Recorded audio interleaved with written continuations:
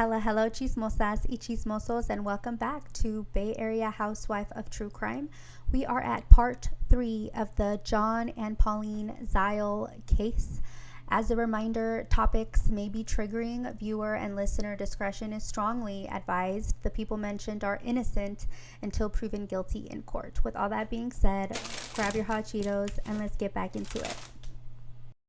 Police executed a search warrant on the Ziles' nasty-ass home. Traces of blood were found throughout the entire apartment, specifically on Christina's jeans, her bed, on the walls, and the floor. Further traces of blood were also found on the Ziles' car and on the knives in the toolbox they had in the trunk.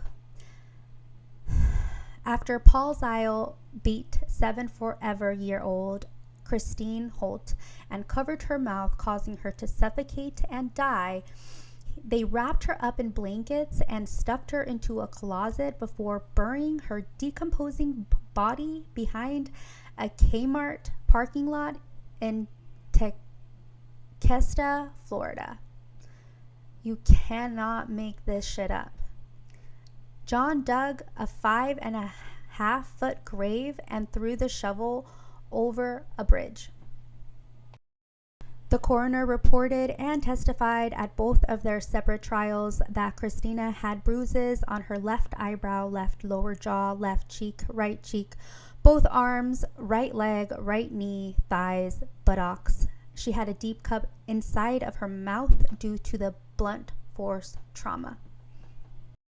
The two younger boys in the household told investigators that their dad whooped Christina in the butt and that their mom and dad did not like Christina and that they knew that she was dead.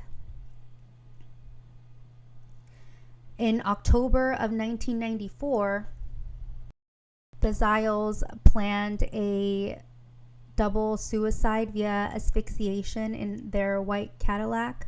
After failing a lie detector test, Pauline came clean and told them how Paul beat Christina to death. After learning his wife made a statement that implicated him, John decided to come clean and led authorities to Christina's grave. Both Pauline and John were charged with first-degree murder. Both faced the death penalty. The prosecutors were able to ascertain that although it was her husband, Christina's stepdad, who physically murdered her, Pauline was equally as guilty for not doing a single thing to protect her child. It set a precedent as it was the first of its type in the nation. Prior to her trial, Pauline released a statement through her attorney saying, and I quote, "I pray that everyone who ever knew and will know me will forgive me for not being a strong person and eventually will trust me again. I will never forget seeing Christina on the living room floor nor her laying on the bed," unquote. At trial, the prosecution was able to show that neither Pauline nor Christina ever showed up on the security footage at the flea market, like Christina said, where she had gone missing from. A witness testified that she saw Pauline rehearsing her lines for her 15 minutes on television. On June 7th of 1995, 2 hours after closing arguments, 24-year-old Pauline Zile was found guilty of first-degree murder and sentenced to life in prison without the possibility of parole. When given the opportunity to speak at her sentencing, Pauline said, "At least I can sleep tonight." That is a quote. Chad was now 3, Daniel was 5, and since their parents were not going to be able to care for them from prison, they were adopted as a pair by a family. On May of 1994, John Zile's first trial commenced. It ended in a mistrial with a deadlocked jury. A second trial was dismissed after the judge decided the court's clerk's comment had contaminated the jury pool.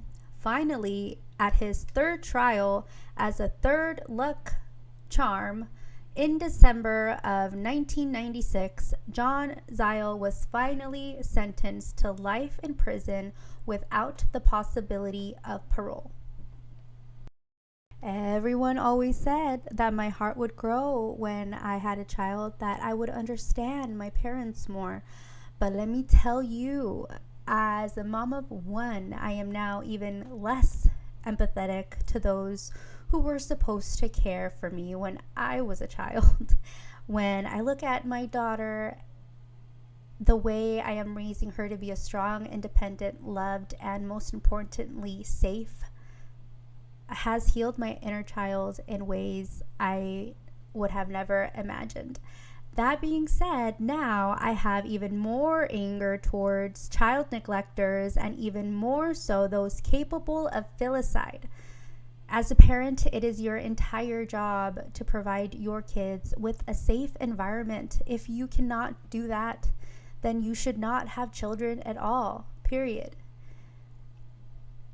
In October of 1999, the Supreme Court dismissed an appeal Pauline had filed where she claimed, "I don't deserve to be here.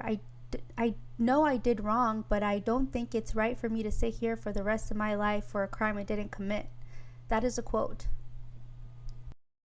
In 2002, then 32-year-old Pauline Zile filed an appeal on her conviction for the death of her daughter and was representing herself. In a handwritten appeal written from prison, Pauline alleged that her trial should have been moved due to publicity, and she should have been acquitted of murder and charged with aggravated child abuse, and that the jurors heard improper evidence. Thankfully, it was denied, and she is rotting in prison where she belongs. The fact Pauline and John Zile still get to live their lives in prison while Christina's beaten dead body was buried in a shallow grave after they killed her is beyond me. May the short life of Christina Holt never be forgotten. And if you're an adult and you see someone abusing a child, please say something. Notify the authorities. You never know when you could be saving a life like mine was. The teachers at Ochoa Middle School started noticing the bruises on my arms and neck because those were the visible ones. Thankfully, someone notified authorities and CPS got involved, and someone had to make that call. Had someone not made that call, I would not be here today telling you the stories of the real life cucuys and lloronas. As of this recording, John and Pauline Ziles are in their 50s and rotting in prison where they belong. We've reached the end of today's episode of Bay Area Housewife of True Crime. Thank you so much for coming down the rabbit hole where I currently live. Stay tuned for the next episode on the next case. Make sure to follow me on all socials by the same handle. You can find me on Spotify, Apple Podcast, YouTube, TikTok. If you like my content, do me a solid and rate my show wherever you listen. As always, I respect and accept your opinions. I welcome all comments, case suggestions, etc. Call me, beat me at yayareahousewife@gmail.com. And yes, that's yay area with the Y, like E40 said. I'll see you chismosas y chismosos in the next. Adios.